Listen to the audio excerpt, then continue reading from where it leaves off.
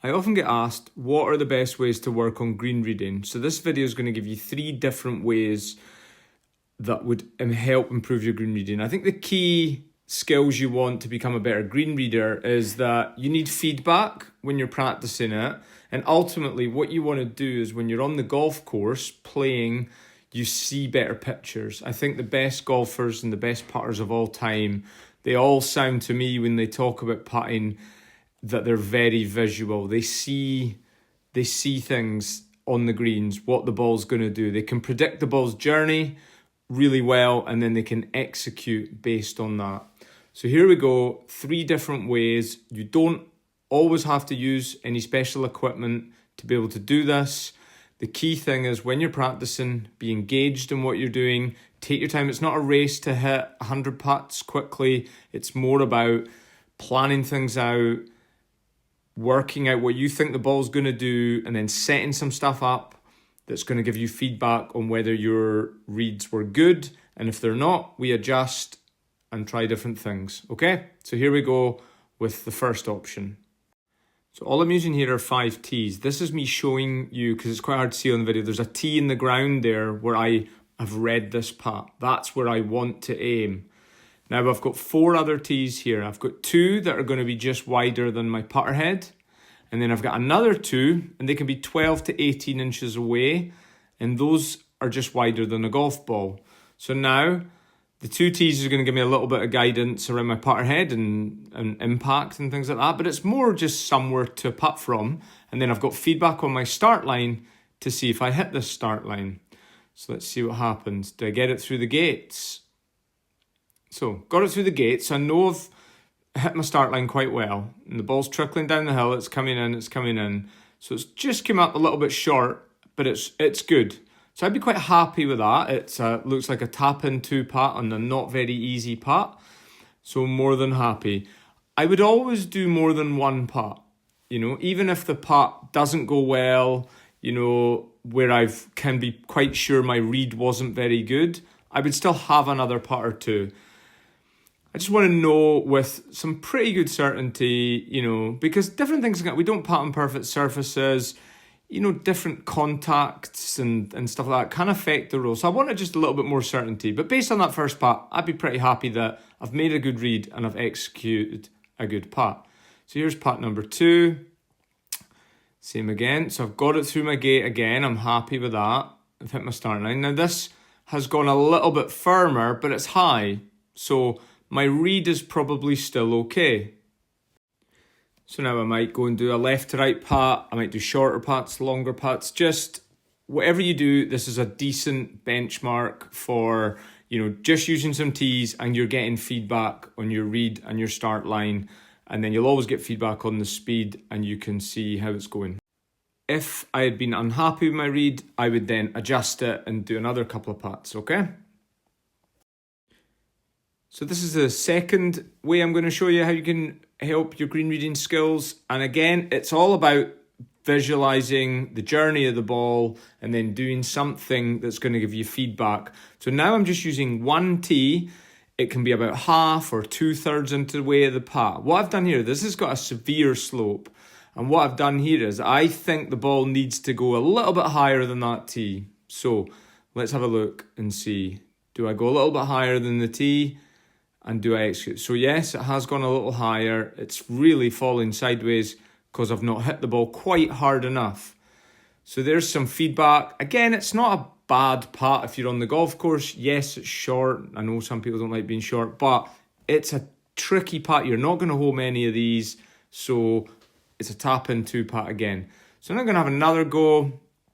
Let's see if I can hit this one a little bit harder. So I've hit this one a little bit harder. See, it went a little bit higher, but look, it has, again, it's finished a little bit high, but it has finished good. So again, I'd be quite happy with that I've executed an okay putt, because I've hit the first one a bit soft, second one a bit hard. But what I am happy with is the read is probably good. I'd probably stay and roll a few more to really try and, you know, get it right, because neither of those putts are brilliant. But the information I can get from the putts is that my read and my my initial visualization of what the ball was going to do is probably quite good. Because if I can get it tight on that tee with the right speed, it's probably either going to go in or be very close to going in. So again, one tee is all I'm using and I'm getting some sort of feedback. That works best on a putt with a lot of break, I would say. All right, so there's number 2. So this leads me to my third and final way to help you with your green reading, and I am using a training aid this time. It's the Dave Peltz Putting Tutor. I think it's one of the greatest training aids ever made in golf, let alone putting. It gives us feedback on all the things we want. And I keep using that word feedback because it's so crucial for you to improve your putting and your green reading. So we get aiming help, we get start line help. That's, crucial. We will always get the speed feedback because we can see if we've hit a putt too soft or too hard. So we're pretty much getting feedback on all the core skills of putting here. Read, line, and we'll get it on speed, as I said. So the first job, again, put your tutor down on the ground and read the putt, and then put a tee in the ground like I've done here in this left to right putt. You can use a golf ball or a tee. And then I will step back and I will really make sure that the tutor points to the tee. There's 3 levels of gates on the tutor. You don't need to put all 6 of the ball bearings in. You would really just need to use 2. And I would want every golfer to be able to use the narrowest gates. But if that's too difficult, go back a level. If that's too difficult, go back a level again. But eventually you want to be pretty good with your start line that you can get it through the first set of gates. Sorry, the third set of gates, the hardest set. So there you go. You're all set up. You're ready to putt. So I still like to go through a little bit of a routine when I putt. I don't want to rush or anything. Take a couple of practice strokes. I'm, looking at my target. I always like to put the putter in and then build my body around the putter. That's a little bonus aiming tip.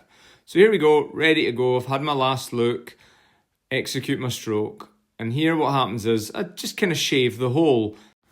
But I did barely get it to the hole. It's actually more of an uphill putt than it looks on camera. So there was quite an uphill slope to this, and it's only really just got to the hole or just past the hole.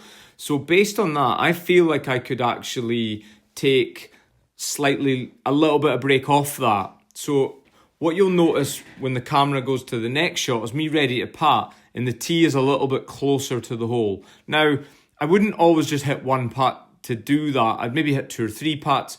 And if it looks like, that's not going in on that line that easily, so I'll probably need to just experiment with a little bit less break. And I'll show you what happens when I play a little bit less break. So if you look at the tee just now, as the camera changes, notice how the tee's a bit closer to the hole. So I'm having another go at the putt with the tee a little bit closer to the hole, taking a little bit of break off it. I always try and aim to hit the putt about a foot past the hole. So that first putt didn't go a foot past the hole. So let's see, with a little bit less break, can we get it in? And it did go in, okay?